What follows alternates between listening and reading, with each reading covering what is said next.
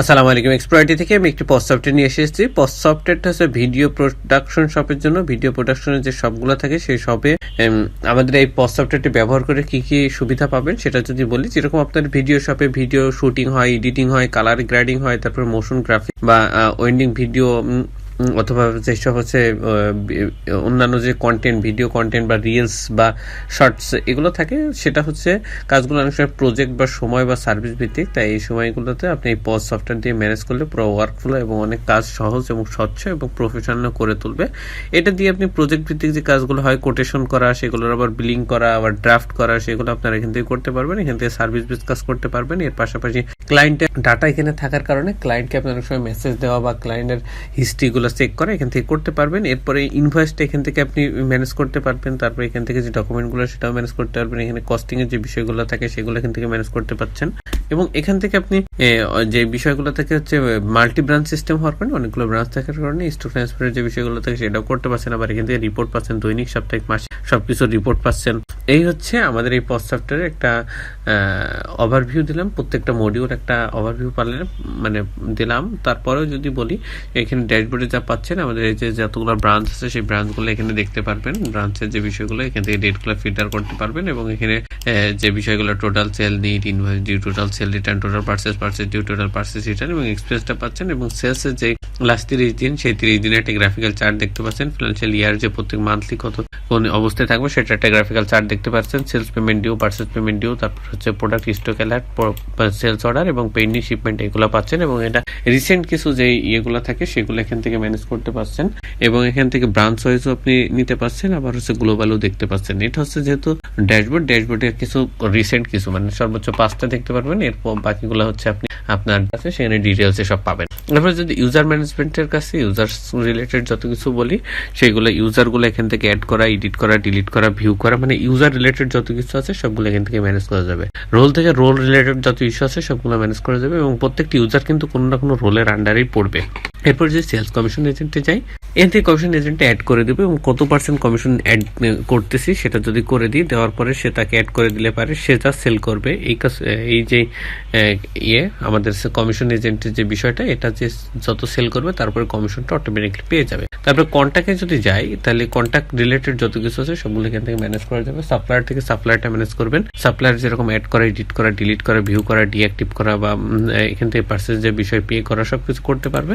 সেভাবে কাস্টমারটাও এখান থেকে ম্যানেজ করতে পারবেন। কাস্টমার অ্যাড করা, এডিট করা, ডিলিট করা, ভিউ করা, পে করা, ডিঅ্যাক্টিভ করা সবকিছু করা যাবে।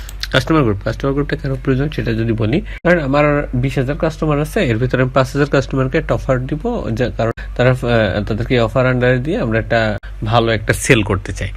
এটা যখন করব তখন এই অফারটা যখন তাদেরকে জেনারেট করে 5,000 জনকে পৌঁছে দেবো, 5,000 জনকে যদি মেসেজ পাঠাইতে যাই তখন এটা সময় সাপেক্ষ বিষয়। 5,000 পার্সেন্টকে যখন আমি পাঠাবো, পাশাপাশি 5,000 জনকে পাঠাইলে গেলে একটা কস্টিং এর বিষয়, সেটাও কিন্তু আপনার একটা চিন্তার বিষয়। এখন এটা না করে আপনি 5,000 জনকে একটা গ্রুপ ক্রিয়েট করেন, গ্রুপের আন্ডারে একটা মেসেজ দিন, তাহলে 5,000 মানুষই পেয়ে যাবে এবং পাশাপাশি আপনার এখানে যে বিষয়গুলো থাকে সময় বা কস্টিং সেটাও কিন্তু কমে গেল। এরপর যদি কন্ট্যাক্টে যাই, ইম্পোর্ট কন্ট্যাক্ট, এখান থেকে বাল্ক আকারে ইম্পোর্ট করা যাবে। এই যে ডাউনলোড টেমপ্লেট থেকে টেমপ্লেটটা ডাউনলোড করবেন, নিচে ইনস্ট্রাকশন আছে, ফলো করে ডাটাগুলো এন্ট্রি করবেন, এন্ট্রি হয়ে গেলে ফাইলটা এখানে আপলোড করে দেবেন, বাল্ক আকারে কন্ট্যাক্টটা আপলোড হয়ে যাবে। এরপর যদি প্রোডাক্টে যাই, প্রোডাক্ট রিলেটেড যত কিছু আছে, অ্যাড প্রোডাক্ট থেকে প্রোডাক্টগুলো অ্যাড হবে, লিস্ট প্রোডাক্ট থেকে লিস্ট আকারে শো হবে। এবং এখানে যতগুলো প্রোডাক্ট আছে, ধরেন হঠাৎ করে অনেকগুলো প্রোডাক্টের প্রাইস চেঞ্জ হলো বা আপডেট হলো, তখন আপনি কি করবেন, কি একটা করে ইন্ডিভিজুয়ালি করতে গেলে সময় সাপেক্ষ বিষয়। এটা না করে আপনি যদি চান তাহলে এই যে ডাউনলোড এক্সেল থেকে এক্সেলটা ডাউনলোড করবেন, তারপরে ডাউনলোড যে ফাইলটা পাচ্ছেন ওই ফাইলটার উপরে আপনি কাজ করবেন, করে যে চেঞ্জেসগুলো সেটা করা শেষ হয়ে গেলে ওইটা আবার এই যে আপডেট প্রাইস এখানে আপলোড করে দেবেন, দিলে পরে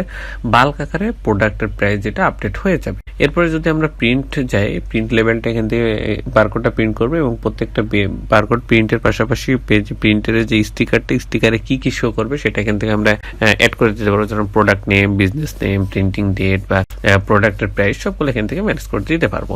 এরপরে যদি যাই ভেরিয়েশন রিলেটেড যত কিছু আছে সবগুলো এখান থেকে ম্যানেজ করবে এবং ভেরিয়েশনগুলো অ্যাড করা, এডিট করা, ডিলিট করা সবকিছু করতে পারবো।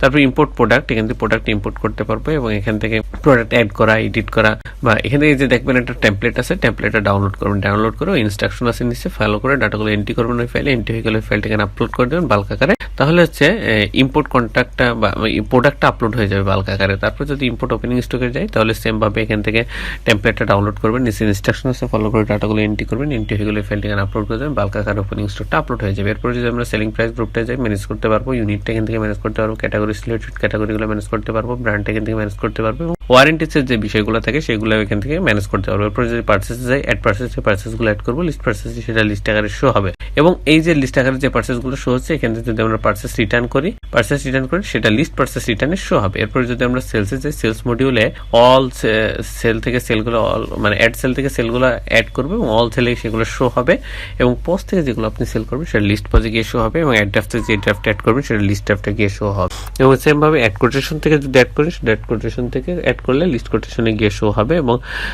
এখানে সেল রিটার্ন এটা যদি করি তাহলে অল সেল থেকে যদি আমরা কোনো সেল রিটার্ন করি তাহলে লিস্ট সেল রিটার্নে শো হবে। শিপমেন্টটা এখান থেকে ম্যানেজ হবে, ডিসকাউন্টটা ম্যানেজ হবে এবং ইম্পোর্ট সেলটা বাল্ক আকারে আপলোড করে যাবে। আপনি এই যে টেমপ্লেট পাবেন এখান থেকে টেমপ্লেটটা ডাউনলোড করবেন, নিচে ইনস্ট্রাকশন আছে ফলো করে ডাটাগুলো এন্ট্রি করবেন, এন্ট্রি হয়ে গেলে ফাইল ঠিকানা আপলোড করে দেবেন, বাল্ক আকারে সেলসটা আপলোড হয়ে যাবে। এরপর যদি স্টক ট্রান্সফার চাই, যেহেতু আমাদের মাল্টি ব্রাঞ্চ সিস্টেম এক ব্রাঞ্চ থেকে অন্য ব্রাঞ্চে স্টক ট্রান্সফার করতে হতে পারে, কারণ এখানে ধরেন আমাদের অনেকগুলো ব্রাঞ্চ আছে যে ব্রাঞ্চে একটা প্রোডাক্ট ধরেন খুব একটা সেল হচ্ছে না কিন্তু অন্য ব্রাঞ্চে সেই প্রোডাক্টটা খুব চাহিদা সেল হচ্ছে।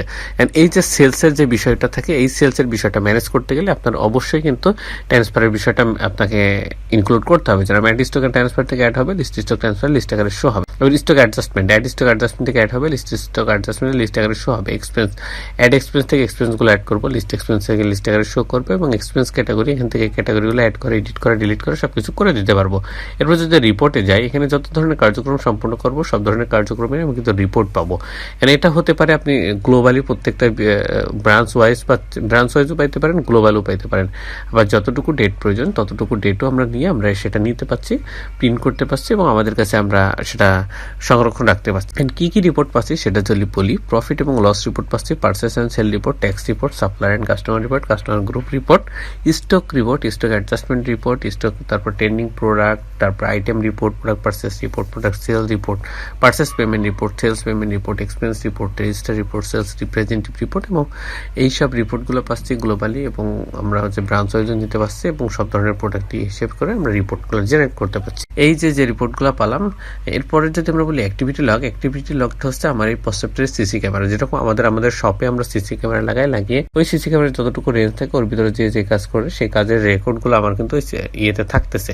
এই সেম ভাবে অ্যাক্টিভিটি লগ যতগুলো ইউজার আছে ইউজাররা কখন লগ ইন করতেছে, কখন লগ আউট করতেছে এবং কি কাজ পালন করতেছে, কি কাজ করতেছে সব রেকর্ডগুলো আপনার এই অ্যাক্টিভিটি লগে থাকতেছে। এই জন্য আমরা অ্যাক্টিভিটি লগকে আমাদের ইউটিউবে এই যে পোস্ট সফটওয়্যার সেটা সিসি ক্যামেরা বলি। এরপরে যদি আমরা নোটিফিকেশন টেমপ্লেটে যাই, নোটিফিকেশন টেমপ্লেটে কাস্টমার বা সাপ্লায়ারকে মেসেজ পাঠানোর জন্য এখানে টেমপ্লেট দেওয়া আছে, এই টেমপ্লেটটা ফলো করে আমরা মেসেজগুলো পাঠাবো এবং সেই মেসেজগুলো এখান থেকে আমরা জেনারেট করে দিতে পারবো। এটা হচ্ছে এই কাস্টমার নোটিফিকেশন টেমপ্লেট।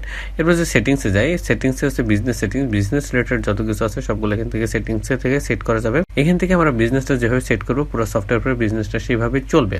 এবার ইনভয়েস সেটিংস, ইনভয়েসটা এখান থেকে লোকেশন আমরা যেখানে ব্রাঞ্চগুলো অ্যাড করবো বা নতুন ব্রাঞ্চ আসলে সেটা এখান থেকে আমরা অ্যাড করবো, তাহলে আমার কিন্তু ব্রাঞ্চগুলো অ্যাড হয়ে যাবে। আর এখান থেকে ব্রাঞ্চগুলো আমরা ডিঅ্যাক্টিভ করতে পারবো, ব্রাঞ্চগুলো এডিট করতে পারবো, সেটিংস থেকে সেটগুলো করতে পারবো।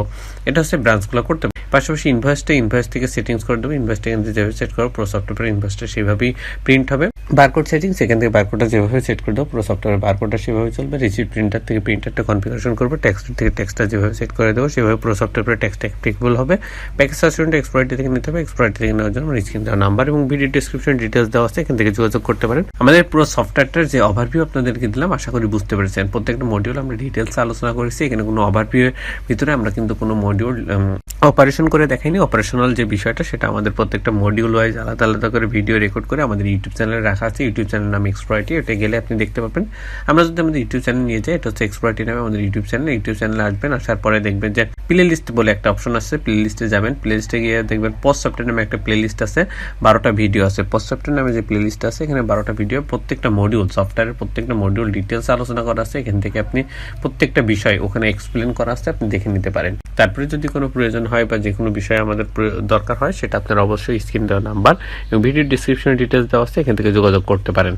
আশা করি আমাদের এই পোস্ট সফটওয়্যার যে বিষয়গুলো আলোচনা করলাম সবাই আপনারা বুঝতে পেরেছেন। সকলকে ধন্যবাদ। আসসালামু আলাইকুম। এক্সপ্লয়েটির সাথেই থাকবেন।